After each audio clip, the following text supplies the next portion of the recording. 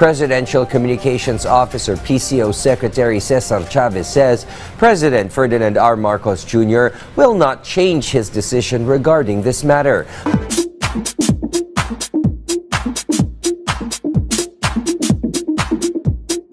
At radyo nakakalungkot mabalitaan na ang Malacanang DOJ ay hindi pa rin makikipag-cooperate sa ICC.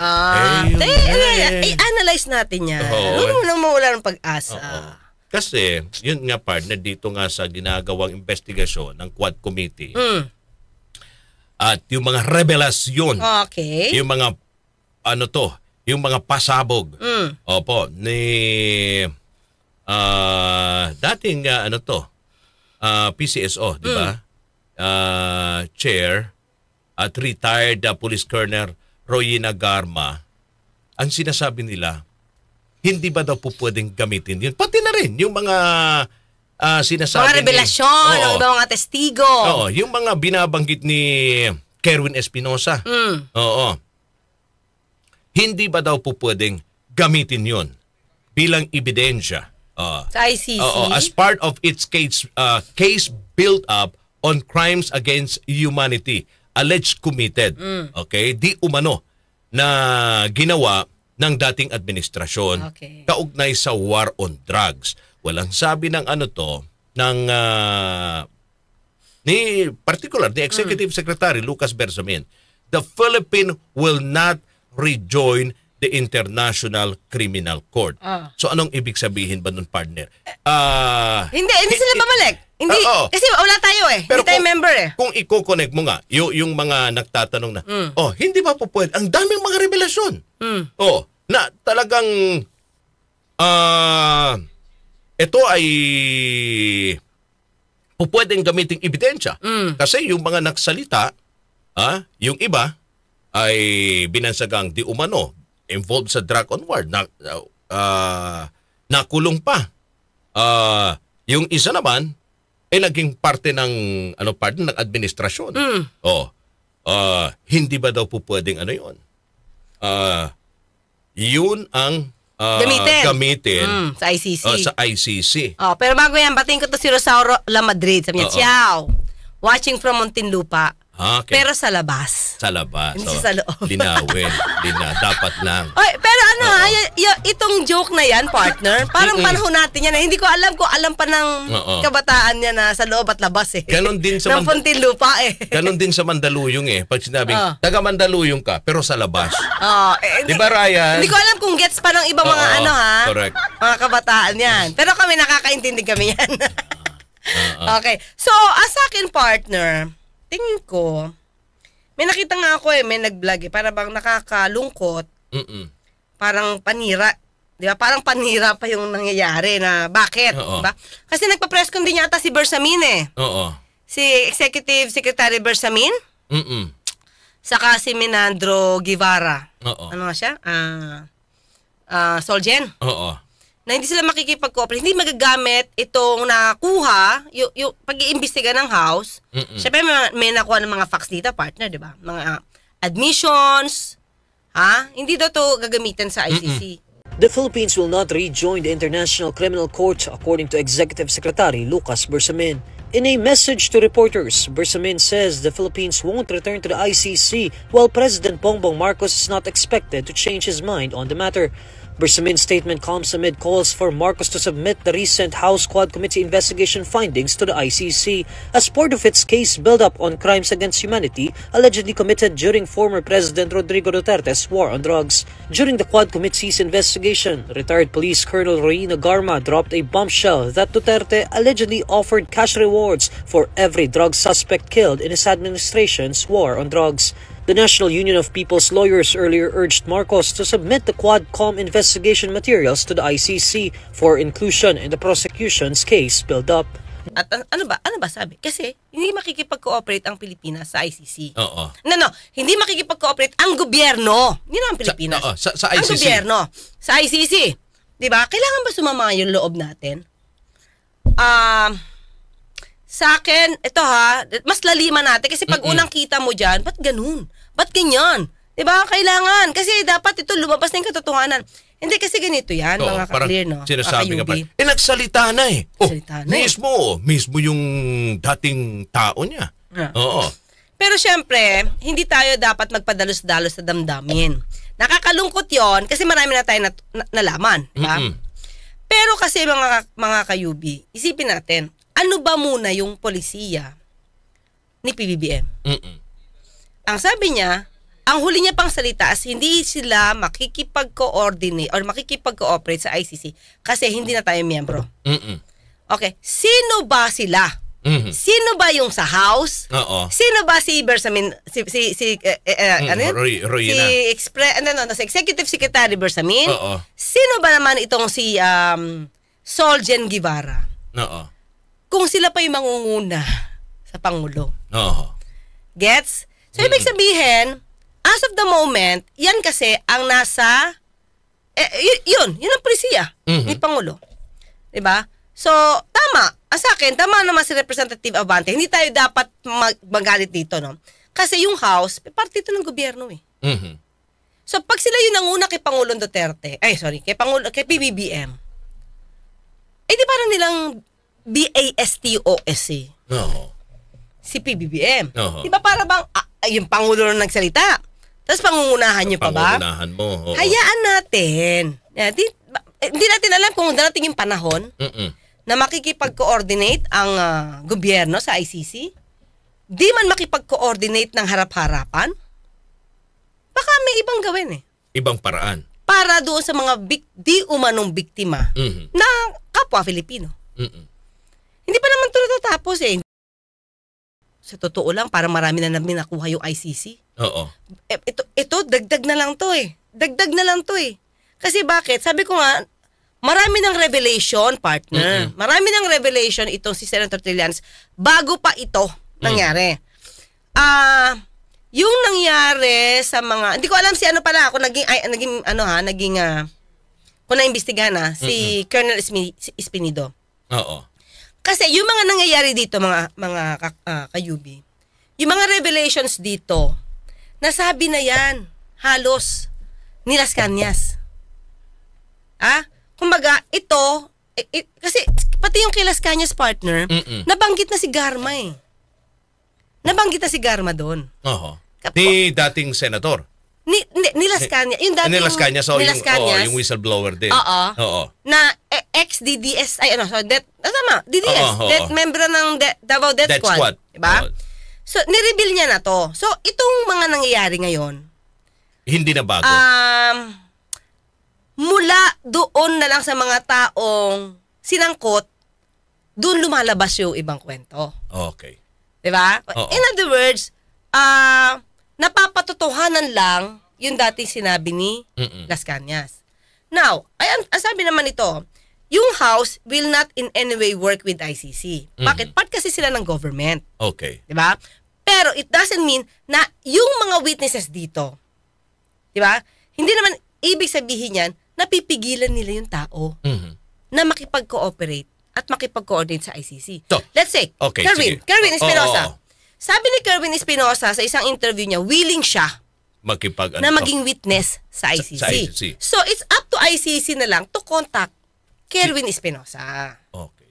Pero yung papel na, siyempre, may minutes ito eh, hearing ito eh. Oo. Yung minutes na yun, partner, lahat na nakuha dito, hindi naman yan ibibigay ng House sa ICC. So, let ICC do its own job to investigate. Yan. Iba naman kasi, partner, yung dati na, di ba, unang-una. Kasi wala na tayong jurisdiction. Wala nang jurisdiction ng ICC sa atin. Ganun ba yun? Kung miyembro, pwede pa. Ito kasi nakikita ko, partner eh. Hindi lang dahil sa hindi tayo miyembro, pero may kasama pa rin tong politika. Okay. Ito yung tingin ko ha. Oo. Bakit? Kung talagang makikipag sit down, discuss, si PBBM, tatanungin niya, di ba, halimbawa, kausapin niya si sino ba yung nagsulat ng decision regarding dun sa pag-alis sa ICC? Ang ponente niyan si Leonin, si Justice Leonin. O pwede naman niya patawag yun eh. Patawag niya si Soljen, patawag niya si SOJ, Patawag niya sa executive secretary. Dati yung Supreme Court Justice yun Bersamin, di ba? Tanong niya, ano tong sinasabi sa decision ng Supreme Court? Kailangan ba, anong jurisdiction ng ICC sa atin? Di ba? Doon pa lang, pwede na siya maliwanagan So ngayon, ang tingin ko, hindi ito makikipag-cooperate as of the moment. Kaya syempre yung future, hindi ko pa alam. As of the moment, hindi. Because yun pa lang ang sinasabi ni dating Pangulong Duterte, ni PBBM. Okay? Pero sabi ko nga, kung mapapansin ninyo, yung iba niyang mga statement noon, okay pa unity nun Oo. Meron siya nga, mga kulitilya nga siya ng unless, di ba, yung issue of jurisdiction will be settled or will be resolved, then let's see. ICC para ma-push through daw yung probe. What do you think of this, sir? Well, this is not unusual. It's really a sense of the House resolution, and it's the sense they're just expressing or manifesting the sense of the House that perhaps it's time to allow or to cooperate with the ICC investigations. But as I have always said, there are still some problems in terms of jurisdiction and sovereignty. Now, if you can solve those problems, then that would be something else. But medyo fundamental yung mga question na ganun Because if you're talking about the sovereign jurisdiction of the ICC, especially since we have withdrawn from the Rome Statutes a few years back, that brings into question whether or not this is actually possible. There is also a question, should we return under the fold of the ICC? So that's again under study. So we'll just keep looking at it and see what our options are. May ganon. So ang tingin ko sa salita ni PBBM, hindi pa siya tapos. Oo. Pero as of now, hindi sila makikipag-cooperate. Yun muna ang stand ng Pangulo. Yes. Oo. At kasi ganito yan. Oo. Pag sinabi niya makikipag-cooperate niya sa ICC, gulo yan. Not naman literal na gulo, but still, kasi dahil sa sitwasyon ngayon. Sa sitwasyon ngayon, mainit to Oo. Mainit ang Duterte Marcos. Oo. So pag sinabi niya makikipag-cooperate sila, sige, all out. Malamang mabatikos agad si PBBM. Oo. So, at tingin ko, depende yan sa magiging susunod na mga mangyayari kung kinakailangan na talaga at ang sigaw ng sambayanan cooperate with the ICC. Okay. Oh. Diba? Ngayon, hindi. Ano pa hilaw? Pero going back, doon partner, sa sinasabi mo nga, okay, ang gobyerno hindi makikipag-cooperate. Yan ang ano ngayon, ang stand ng gobyerno natin. According to Secretary Bersamin. Pero yung mga individual na nagbigay ng testimonya sa Quad Committee, depende sa kanila. Nasa sa kanila ang desisyon. Yes. Kung gusto nilang makipag-cooperate. Okay, magbigay ng kanilang testimonya. Oo. Against sa di umano'y EJK. Oo. At yung ginawang war on drugs ng dating administrasyon. Pero saan nila gagawin, partner? Dito? Sa ating bansa? Pupunta rito ang ICC? Or sila mismo pwede magpapadala? Online to magpapadala ng kanilang pwede partner. magpadala dito na representative. Oo. Tandaan mo, noon. Oo. Bago-bago pa lang nananalo si PBBM, ang lakas na sigaw dyan ni SOJ. Hindi pa papasukin ng ICC dito. Remember that? Oo. Habang tumatagal, hindi na tayo makikipag-cooperate. But we cannot stop them. Para pumunta rito.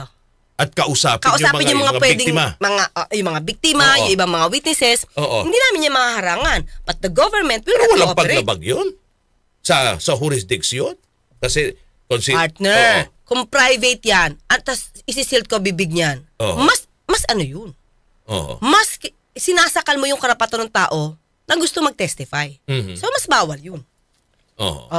So, kung makikita mo, mga kayubi, maliwanag na yung government mismo hindi nakikipag-cooperate. Pero, yung hearing sa Quadcom, lumalabas naman yung totoong ICC. Ay, sorry, totoong war on drugs. Oo. So with that, it's a cue na itong mga taong to, kayo lang bahala. Sabi naman ni Representative Abante, kayo bahala sa ebidensya nyo. Huwag niyong gamitin yung amin. Diba? Parang ganito yun court. Halimbawa, court nakapag-imbestiga. Tapos gagamitin ko as ebidensya ko. Hindi. Di make your own investigation. O, di naman kayo pinipigil na mag-imbestiga eh. Yun. Mahirap kasi ngayon, partner. Ang dami na naman magngangangaw-ngaw. Sinabi yan ngayon na, sige, open tayo sa ICC. May right timing yan. Kung hindi darating, yun na talaga. Pero, kung darating yung panahon, ita-timing yan na malakas na yung clamor for the ICC. Eto, sabi ni Jairus Eli Jasmine, ito si Jairus yung reporter natin. Jairus Eli Jasmine, paano po yung news, kamakailan attorney, na the ICC tried to reach out to Senator Bato's office? Inamin naman yun ni Senator Bato. Pero hindi nga daw siya sigurado kung totoo, nananakot lang or what, di ba? Can be, kasi di ba, isa siya sa mga five suspects, partner. Isa siya sa nabanggit ni Senator Trillanes. Di ba? Pero siya pa lang ba ang nire-reach? Kasi yung iba hindi pa nagsasalita eh. 5 sila eh. 5 sila. Albayalde, Karamat, Leonardo, Edelberto Leonardo, saka si Mata. So siya pa lang. So feeling niya tuloy, hindi totoo. So hindi natin malaman kung totoo o hindi. Through phone? Through phone, tawag? O text? Through phone. Through phone to partner. Tumawag lang sa opisina eh. Ganon? Oo. Well, sa akin, ganon, hindi ko alam yung pamamaraan ng ICC pa paano mag-investigate. Pero kung through phone kasi, senador, hindi ba napaka-informal? Correct. Dapat sulat yun or... Through email? Through email. Through email or sulat ng formal. Yun lang yung sa akin. So kung tawag, baka nananakot lang, hindi ko alam. Kasi sa akin lang hindi ko alam kung paano yung pamamaraan. Through phone call lang ba talaga ang ICC? Para Senator, can we invite you for a coffee? And then let's talk? Ganun ba yun? Hindi natin alam eh. So pero sa akin, informal yun. So parang dapat hindi ganon. Kasi especially kung prosecutor ng ICC ang mag-request for a meeting or for an interview or for an investigation, I think it's informal. So baka nga hindi. Yeah. Tyra, it doesn't mean that the country is not a member of the ICC. It doesn't mean that the whole nation and the whole bureaucracy will not cooperate with the ICC. Okay, ganito yan. Okay? Sabi ko nga, kung pag-uusapan natin ay jurisdiction, kung pag-uusapan natin jurisdiction, ngayon wala. Ngayon na. Pero, nung nakumit itong mga iniimbestigahan, okay, mga kayubi, yung mga action, kasi ang iniimbestigahan naman ng ICC, yung action prior to the withdrawal. Okay? So maliwanag naman, meron kasing binanggit ang Supreme Court, although this is not the issue at that time na dinesisyonan yung petition. Ang petition kasi is kino-question nila yung pag-alis, yung pag-withdraw nang hindi dumaan sa Kongreso.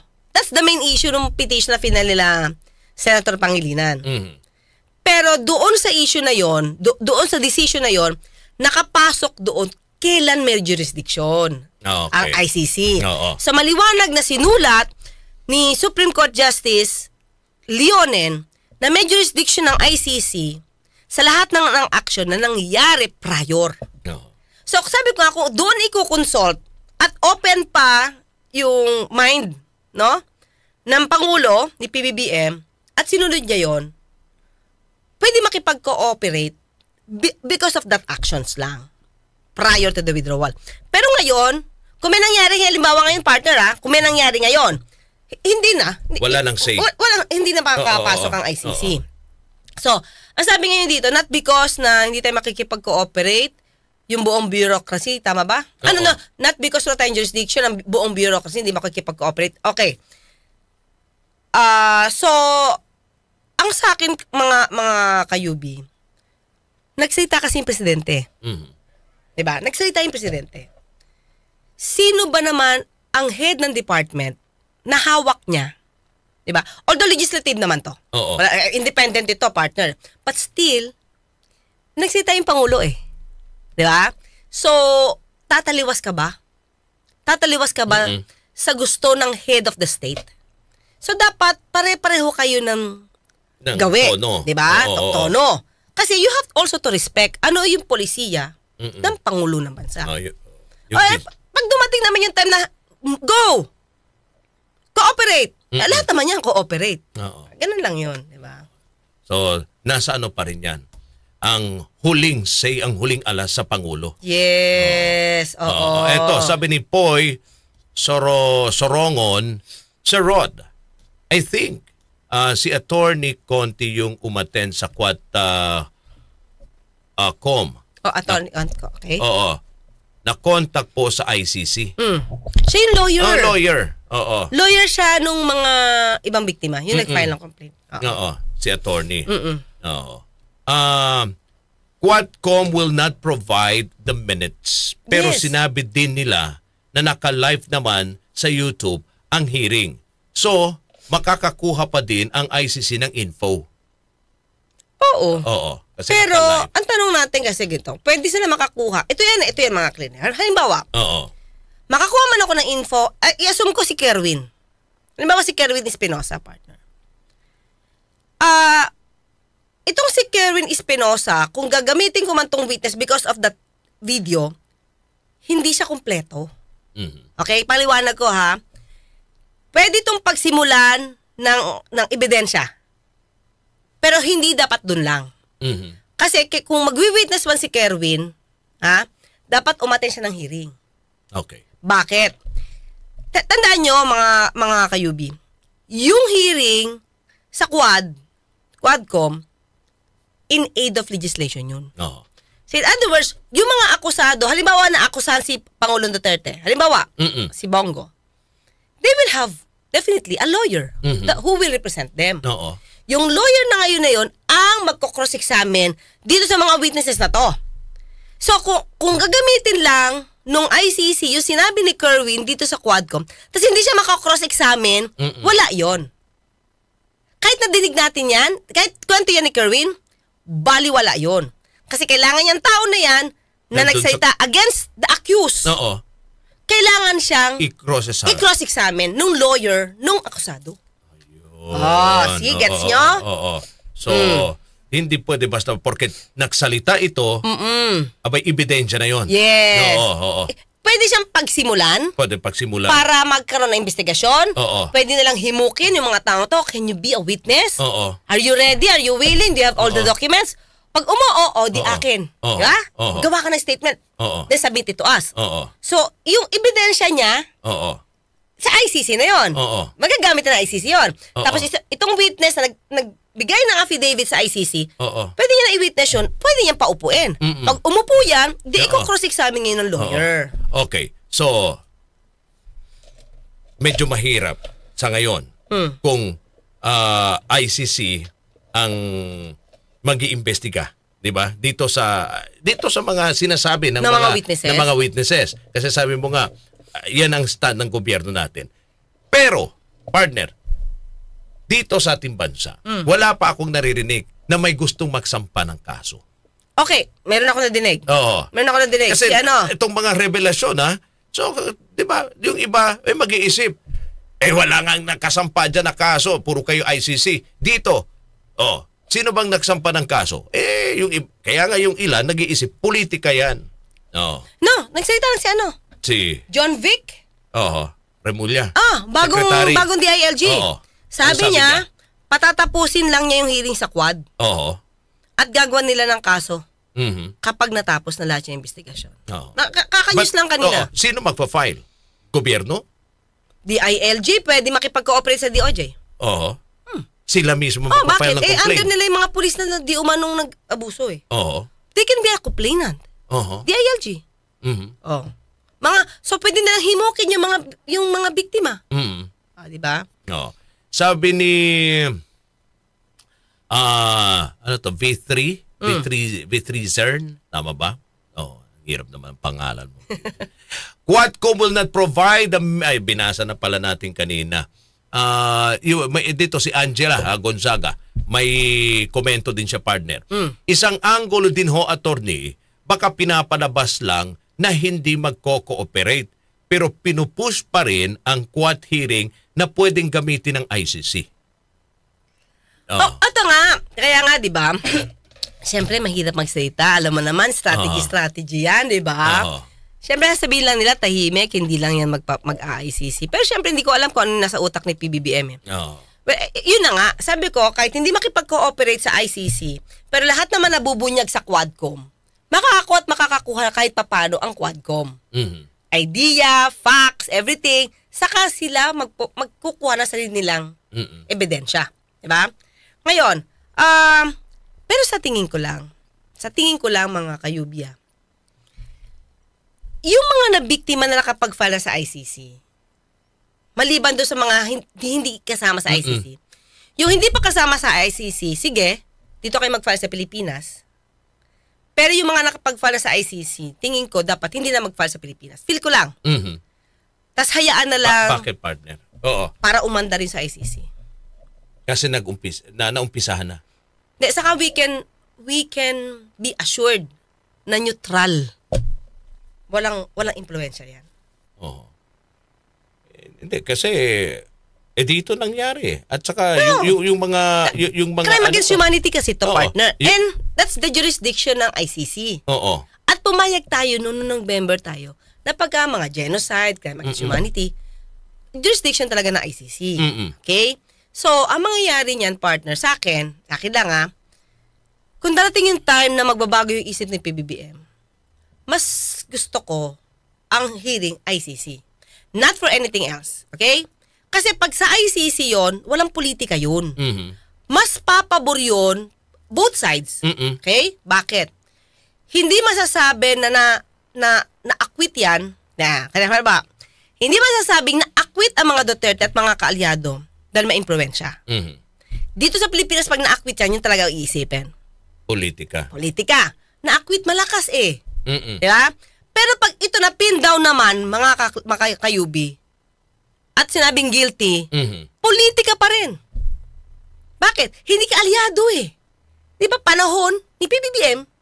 Pero anyway, matagal pa to. Mukhang hindi naman aabutin kung dito sa Pilipinas yan. Siguro it will take 10 years. Hanggang sa abutan na at madismiss na at ma-habeas corpus na yan para makawala kahit Nobel yan. Parang si Gigi Reyes yan. Diba? Pero sa akin kasi kung dadali sa ICC, neutral ground, partner, both sides mabibenepisyuhan. Kasi if Senator Bongo, Bato, and Duterte believe na wala silang kasalanan, di mas mapapalitaw nila sa ICC na wala silang kasalanan. Dito, ano ba sabi nila Bongo? Pinupolitika kami. Correct. Di mas okay na doon na kayo. Pwede kayo mapolitika. Yun. Lahat naman may karapatan para madepensa nila yung kanilang sarili. Para pantay-pantay. Para pantay-pantay, Kung eto man yung yung kanyang sinasabi, well, hindi natin pwedeng kontrahin. Kasi karapatan niya yun eh. Pero tama nga, partner. Pag dito, nakikita naman natin. Pag nagpalit ang administrasyon, iba. Acquitted. Diba? Pagkakampi. Weather lang ang dating. Correct. Yung uso nito kasi ang panahon. Yes. Mga panahon. Ano kanta ba? May kanta yan eh. Sabi nga ni Zoe, ang patuan masakit. Di pa din tapos ang kaso. Correct. Enemy downfall, hanap ng evidence against kay Diggs. Diba may list siya na sarili ng mga addict at drug lords? May mga namatay. Di pa ba yung pwedeng basehan as supporting evidence? Just asking lang po, attorney. Pwede nga. Pwede nga. Lahat nga pwede dito. Kaya na, syempre, yung ICC ang magdidig. Ay, mga ka-clear at mga ka-UB. Although I believe, syempre, ako, as an officer of the court, I have to believe sa justice system dito, partner. Pero minsan, hindi mo maiiwasang isipin, bakit Ba't na-dismiss yun? Diba? Yung pera nandun sa bank account niya eh. Ba't na-dismiss yun? O, kakamot ka. Oh, guilty to ah. Nag-MR lang, acquitted na. Bakit? Ayaw kung ganun yung mangyari. Baka pag na-acquit, mag-isip tayo ng hindi maganda. Pag na-guilty at na-convict, hindi na tayo mag-iisip na maganda. Ito na lang, isa na lang ebidensya. Ito naisip ko ha. Dapat ipatawag dito mga yung Pedro. Yung di umanong, doon dinadala yung pera para sa reward. Pedro Parungo. Bakit, partner? May paper trail to. Diba? May bank account to na milyon ang pumapasok dito. At itong Pedro Parungo na to, di umanong RAPE. Ang kaso niya is RAPE. Okay. Pero na-clear. Pero kinuha yan daw ni Edelberto Leonardo. Doon pinapasok yung pera mula kay Muking. Yung Muking, aid ni Bongo. Aid. So dito walang paper trail, di ba? Makikita mo kasi mga cash yan.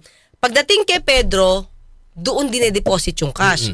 So takot daw yung Pedro Parungo na baka siya maamlak. Oh, doon pa lang, kung makukuha nyo tong account na to, may naki-ebidensya talaga. Pedro Parungo, kung ito RAPE, bakit magkakaroon ta ng bilyones or milyones na pera? Paper trail yun, pwede yun pa-check. Bilang ebidensya. Oo. So,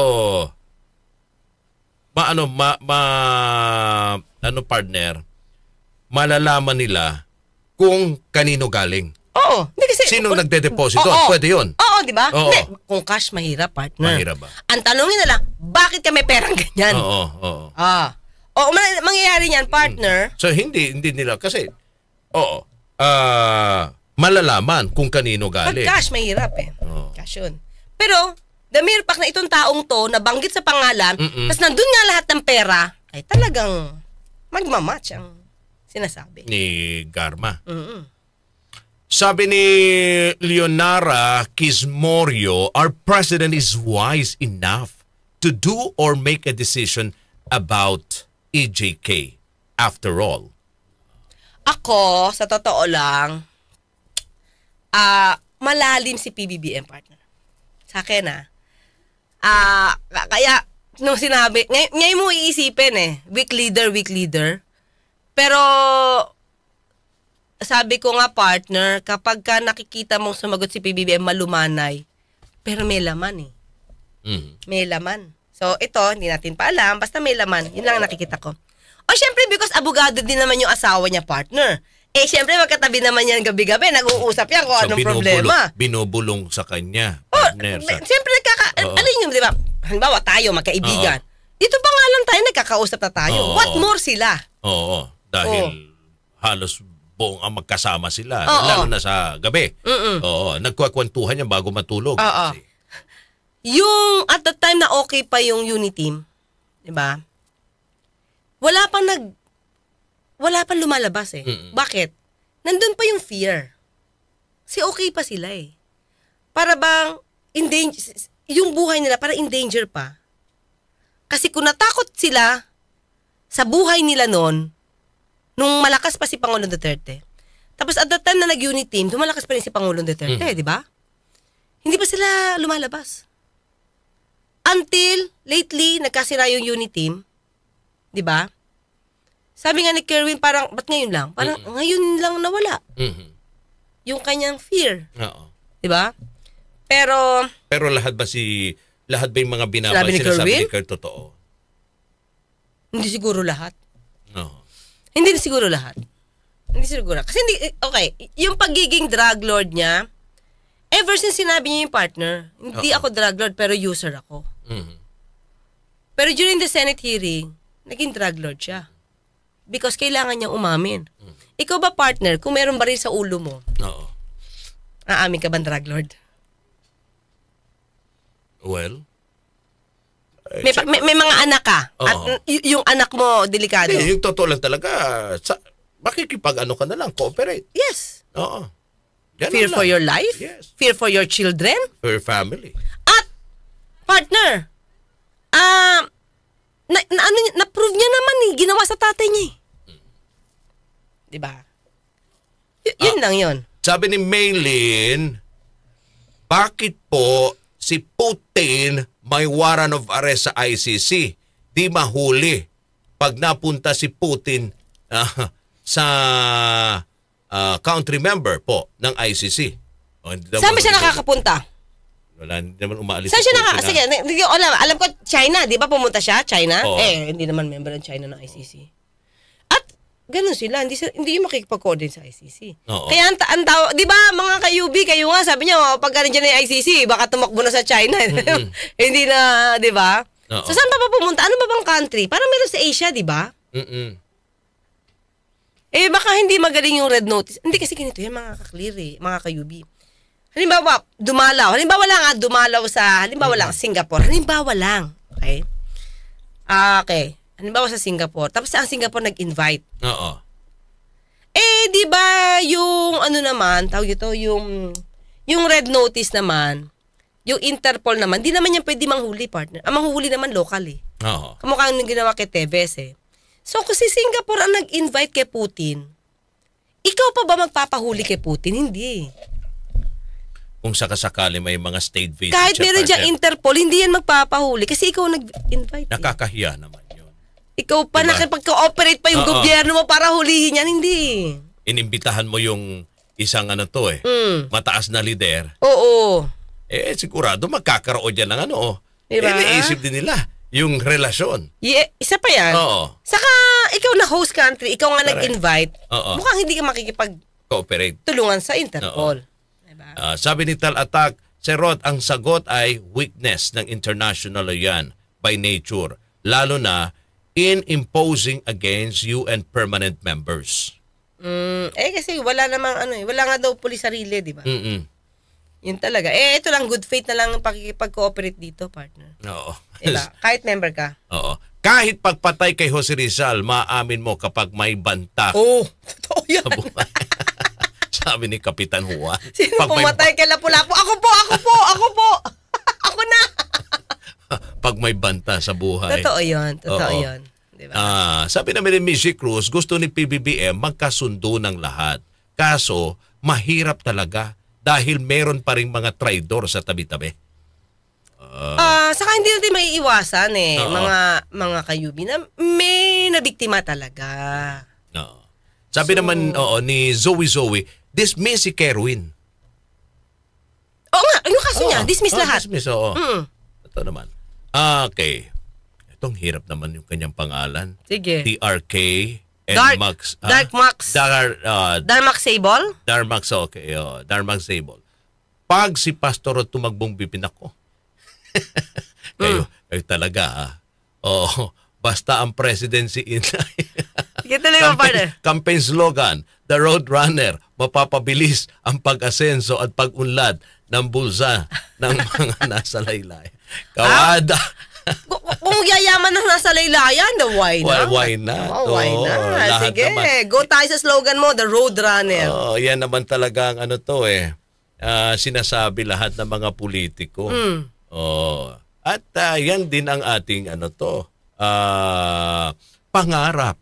Pero wala pa nagtatanong mga kaklira at mga kayubi, wala pa nagtatanong kung bakit tatakbo si Pastor Kibuloy. Oo. Di ba appointed son siya? Sa kanya naman ang buong sanlibutan Hindi niya na kailangan gumawa ng batas, di ba? Oo. Yun lang. Magtataka lang ako ba't kailangan ka pang gumawa ng batas. The appointed son ka Hawak mo na yung buong universe. Pati nga kaluluwa mo, hawak niya Oo. O ba't pa? Di ba? No. Tanong lang. Oo nga. Baka partner. Ano? Gusto niyang maging isang ordinary uli. Nagkatawang tao ulit siya? Tao uli. Sige, para Diyos ko, day. Okay. Mabigat po ang karma. Digital ng karma, sabi ni Sunny De La Rosa. Isang pindot lang, nasent agad Oo. Attorney, tanong ko lang, Alicia Macazo, anong masasabi mo sa statement ni Richard Gomez sa Quadcom sa war on drugs? Siguro sa kanya effective. Oo. Pero hindi ko alam gaano ba siya ka-diehard na Duterte, di ba? Kasi yung situation niya, hindi niya pwedeng sabihin sa sitwasyon natin. O sa sitwasyon na biktima. Nagkataon lang siguro, partner, na walang nabiktima sa kanila. Oo. Di ba? Kaya niya nasasabi yon. At nag-okay, by mere pananakot, kung tutusin mga kakli sa totoo lang, yung pananakot na may buhay, mawawala, mali na yun eh. Doon pa lang sa mawawala ang buhay nyo, mali na yun. Di ba? Para ipanakot mo na war on drugs, otherwise, pung kayo, mali na yun. Doon pa lang mali na si Richard Gomez eh. Di ba? Kung effective sa inyo yung war on drugs because of pananakot, okay na naging okay kayo, pero yung means mo to do that, mali pa rin yun. Bawal sa batas. Bawal yun.